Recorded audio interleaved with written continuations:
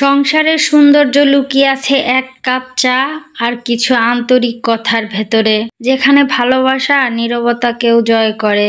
আসসালামু আলাইকুম এভরিওয়ান, আবার একটা ছোট গল্প নিয়ে হাজির হলাম। আশা করছি আপনাদের ভালো লাগবে। চা খাবা? শান্ত কণ্ঠে জিজ্ঞেস করলো রুবি। রাত তখন 10:30।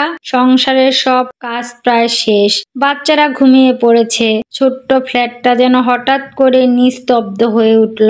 রান্নাঘরের আলোটা আধা খোলা দরজায় এসে পড়েছে ড্রয়িং রুমে, যেখানে তার স্বামী রাশেদ ক্লান্ত শরীরে বসে আছে অফিস থেকে ফিরেই। রুবি 2 কাপ চা বানিয়ে টেবিলে রাখলো। রাশেদ কোনো কথা বলল না, শুধু কাপটা হাতে তুলে নিল।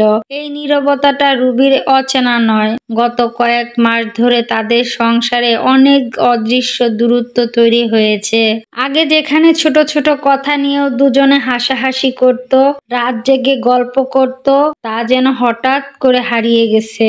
রুবির মনে পড়ল প্রথম দিকে কেমন ছিল সবকিছু।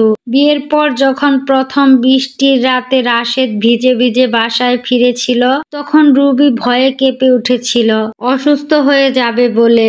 গরম পানি আর আদা দিয়ে চা বানিয়ে দিয়েছিল, আর রাশেদ হেসে বলেছিল, তোমার হাতের চায়ে কোনো রুগী টিকতে পারবে না। সেই হাসি, সেই ভালোবাসা আজ যেন ধুলোয় ঢাকা। রাশেদ, একটা কথা বলবো? রুবি ধীরে ধীরে বলল।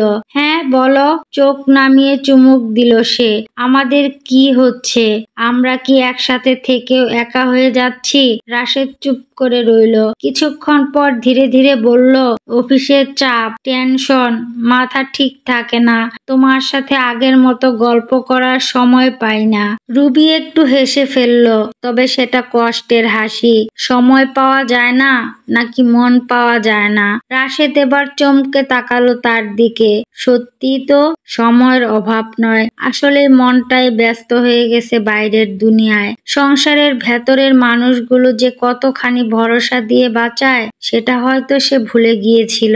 চায়ের কাপে ধোঁয়া উঠছিল, নীরবতার মধ্যে সেই ধোঁয়া যেন অনেক অজানা কথা বলছিল।